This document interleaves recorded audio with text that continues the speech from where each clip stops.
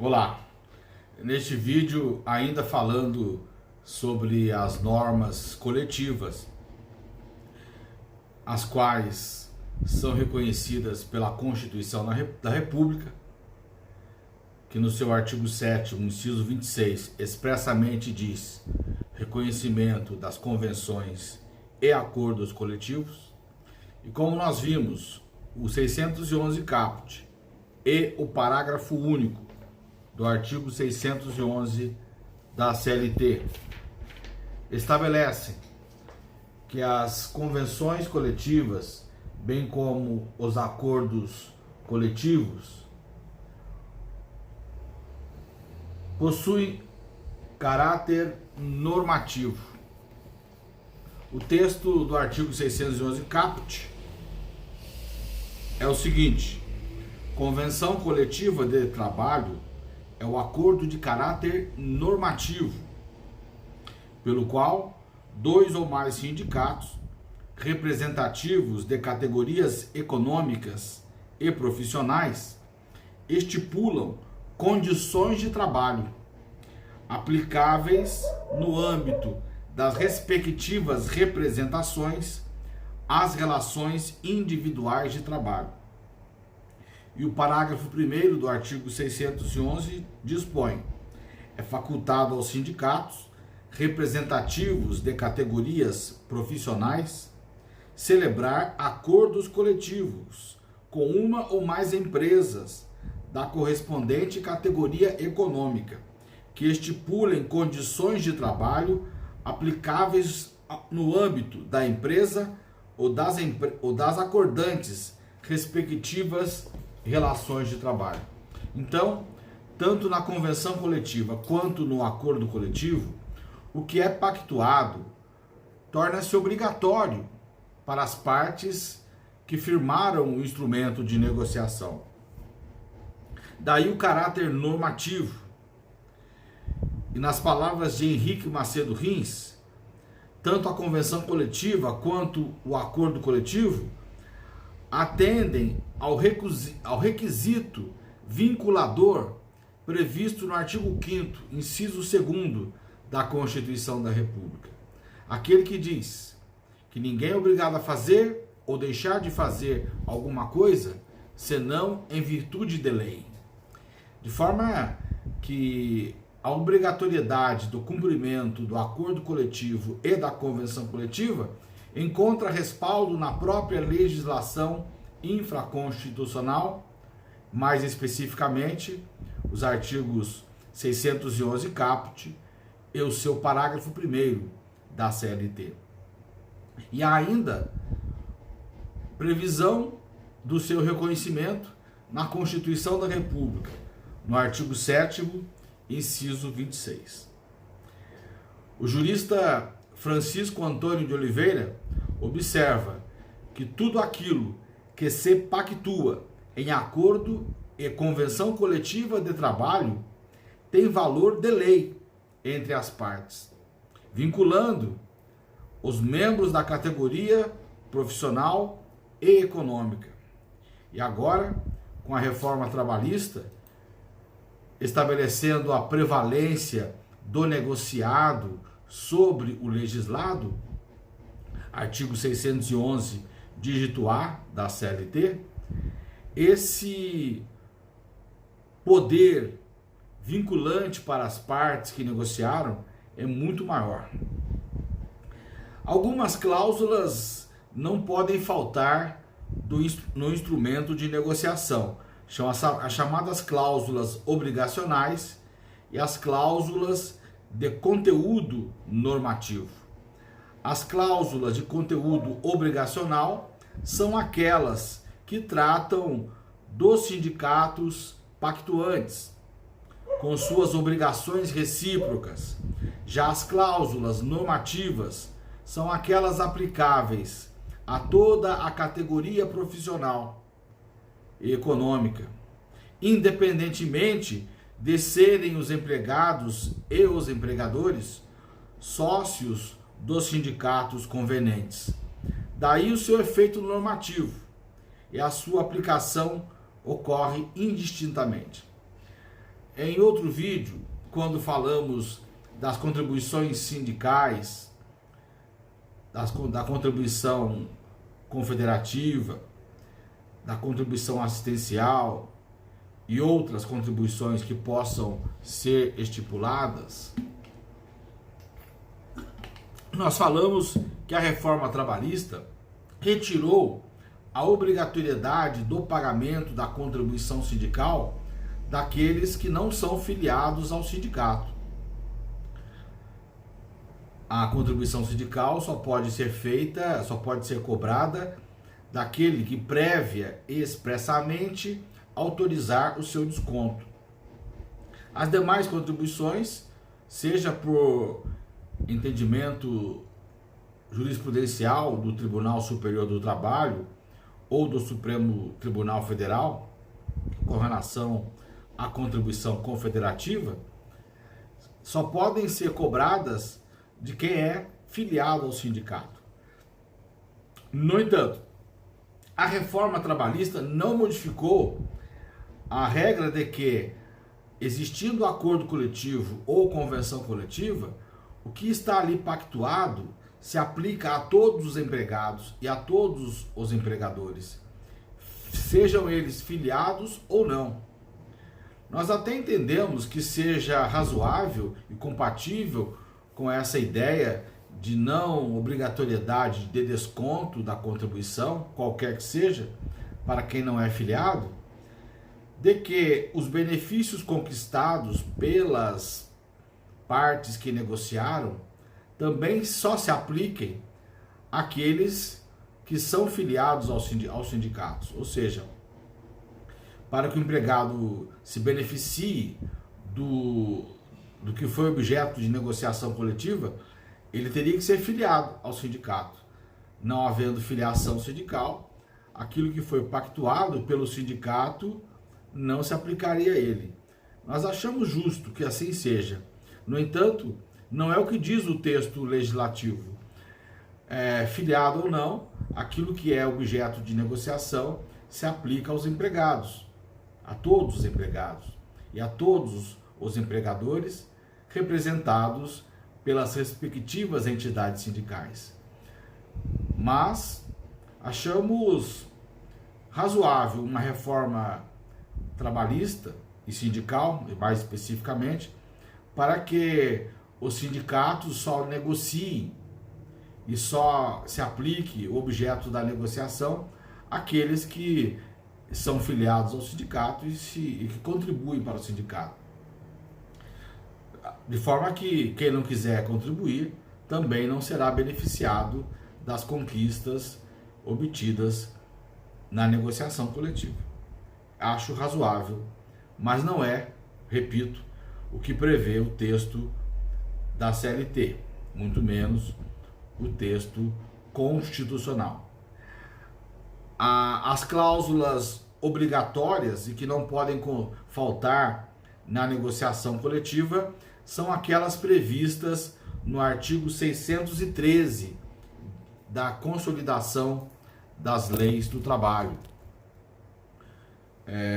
Então, tudo que vem previsto no artigo 613 é cláusula obrigatória. Toda a convenção coletiva, todo o acordo coletivo deve dispor a seu respeito. Além dessas cláusulas do artigo 613,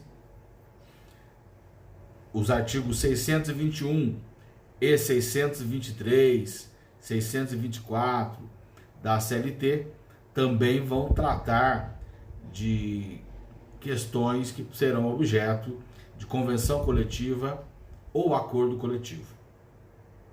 Com relação à vigência das cláusulas normativas, a vigência dos acordos coletivos e das convenções coletivas. Aquilo que é objeto de negociação coletiva não vai se aplicar por prazo indeterminado. Ao contrário, o artigo 614 da CLT, no seu parágrafo 3º, estabelece que o prazo máximo de vigência dos acordos coletivos e das convenções coletivas é de 2 anos. Esse prazo já estava previsto no parágrafo 3º do artigo 614, antes mesmo da reforma trabalhista. De forma que o acordo coletivo ou a convenção coletiva podem estabelecer o prazo de vigência de 1 ano e depois haver prorrogação para mais 1 ano. Mas não se admite prazo de vigência do instrumento de negociação superior a 2 anos. De forma que aquilo que é pactuado impégios ou imélios, né, retirando direitos, diminuindo a proteção ou ampliando a proteção, só se aplica pelo prazo de validade do instrumento de negociação. Enquanto fosse mantido aquele benefício nas futuras negociações coletivas, ele permaneceria.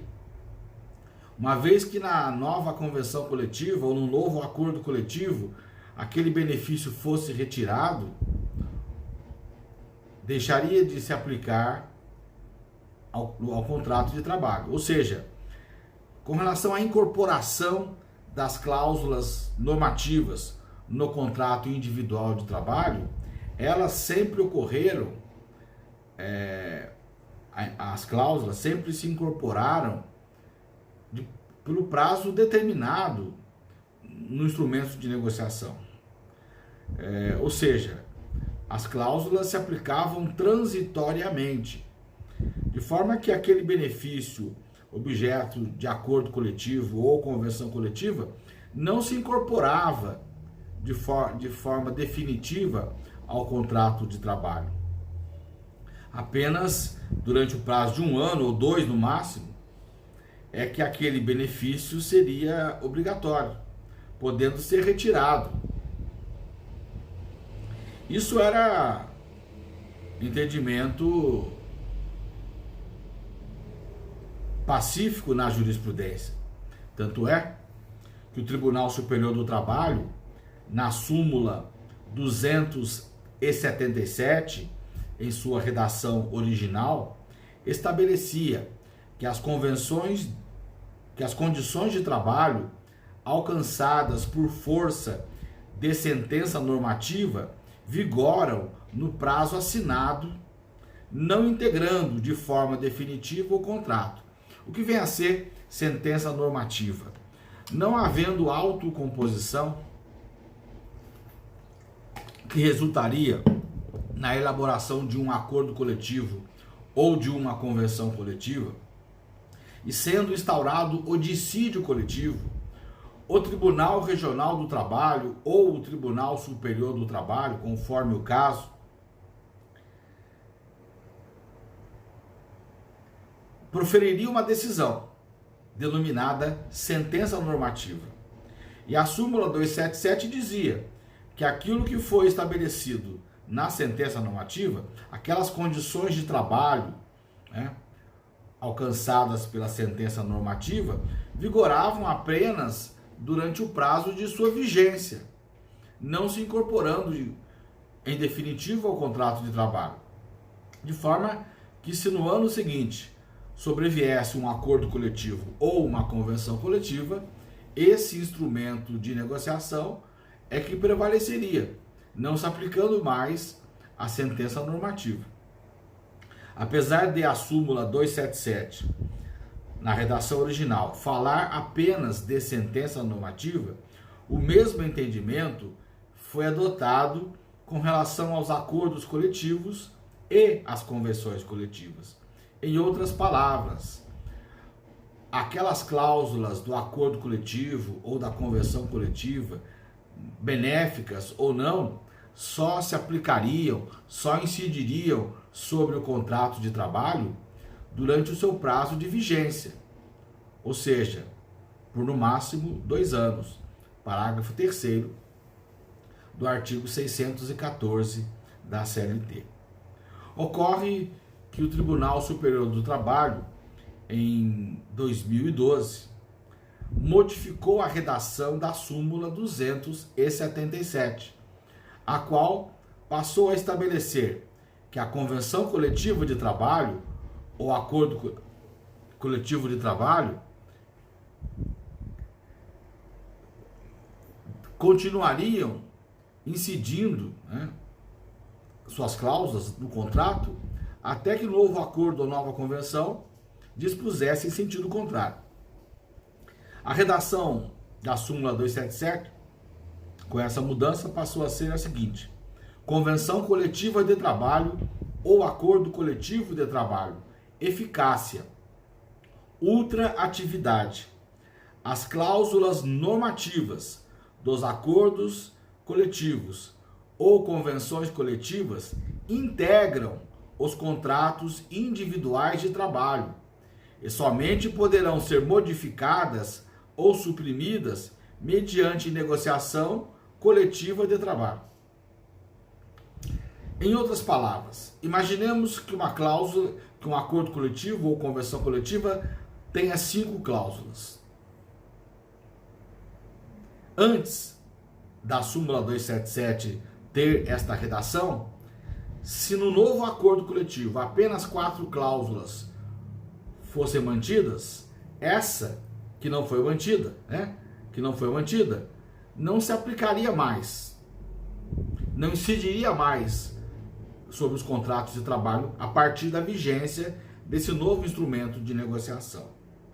Com a súmula 277, estabelecendo que as cláusulas normativas dos acordos coletivos ou convenções coletivas integram os contratos individuais de trabalho e somente poderão ser modificadas ou suprimidas mediante negociação coletiva, dessas 5 cláusulas, se elas não forem mantidas no novo instrumento de negociação, se no novo instrumento apenas 2 cláusulas forem mantidas, as outras 3 não contempladas e que constavam do instrumento anterior continuarão incidindo sobre o contrato de trabalho. Para que as 3 cláusulas que não foram mantidas no novo instrumento de negociação não sejam mais obrigatórias, este novo acordo coletivo ou essa nova convenção coletiva expressamente terá que dizer que essas 3 cláusulas foram suprimidas. Quando o TST modificou a súmula 277, estabelecendo essa ultraatividade, né, que nada mais é do que a manutenção daquelas cláusulas do passado, eu fui um grande crítico do TST em sala de aula. Por quê? Porque eu disse aos meus alunos que essa súmula 277, com a nova redação, acabou desestimulando os empregadores a concordarem com cláusulas benéficas em acordos coletivos ou convenções coletivas. Por quê? Imaginemos que uma empresa concorde com uma cláusula benéfica. Pela redação da súmula 277, se na nova negociação coletiva essa cláusula expressamente não for suprimida, ela continuará incidindo sobre os contratos individuais de trabalho. E pode ser que a empresa não tenha condições de manter aquela cláusula, sendo necessária a modificação. Mas para isso, para que a cláusula de anterior acordo coletivo ou convenção coletiva seja suprimida, ela terá que ser expressamente suprimida no novo instrumento de negociação. Não haverá supressão tácita, implícita. A supressão terá que ser expressa. Expressamente terá que haver supressão. O simples fato de não haver menção à cláusula normativa do instrumento anterior não significa que ela tenha sido suprimida. E a negociação coletiva, o acordo coletivo, pode não ocorrer. Então, não havendo autocomposição para suprimir determinadas cláusulas benéficas, o que é que vai acontecer? Vai permanecer um conflito trabalhista coletivo que poderá ser solucionado pela arbitragem,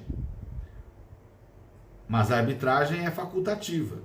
Parágrafo 1º do artigo 114 da Constituição da República. Poderá haver greve, deflagração de greve, mas é mais provável que esse conflito vá ao Poder Judiciário, para que o Poder Judiciário decida o conflito coletivo. Instaurado o dissídio coletivo, o parágrafo 2º do artigo 114 da Constituição estabelece que a Justiça do Trabalho poderá decidir o conflito. No entanto, a Justiça do Trabalho deverá manter o mínimo de proteção já existente na Constituição, na legislação e inclusive nos instrumentos de negociação anteriores. Ou seja, o Poder Judiciário não vai poder suprimir aquela cláusula benéfica que as partes não conseguiram, através da autocomposição, suprimir. Então, essa súmula 277, eu dizia, inibe cláusulas benéficas nos instrumentos de negociação. Nenhum empregador terá garantia de que a cláusula benéfica deixará de ser aplicada daqui a 1 ano ou 2 anos. Em resposta a essa alteração legislativa do Tribunal Superior do Trabalho, na reforma trabalhista, Lei 13.467 de 2017, o legislador alterou a redação do parágrafo 3º do artigo 614 da CLT, o qual passou a dispor: não será permitido estipular duração de convenção coletiva ou de acordo coletivo de trabalho superior a 2 anos. Até aqui era a redação original. Com a reforma, vírgula, sendo vedada a ultraatividade, ou seja, o TST, na súmula, no parágrafo 3º, a reforma trabalhista, no parágrafo 3º do artigo 614 da CLT, veda a ultraatividade contemplada na súmula 277. Mas a súmula 277 continua vigente. O TST não cancelou a súmula 277. Decorridos quase 3 anos da reforma trabalhista, a súmula 277 continua vigente. O que se aplica? A súmula 277 ou o parágrafo 3º do artigo 614 da CLT? Aplica-se o parágrafo 3º do artigo 614 da CLT, porque a Constituição diz, no artigo 5º, inciso 2º, que ninguém é obrigado a fazer ou deixar de fazer alguma coisa, senão em virtude de lei. Portanto, no conflito entre a lei e a súmula, aplica-se a lei. De forma que não haverá mais incorporação das cláusulas normativas que não sejam mantidas nos novos instrumentos de negociação. Instrumentos esses que terão validade de no máximo 2 anos. Parágrafo 3º do artigo 614 da CLT. Até o próximo vídeo.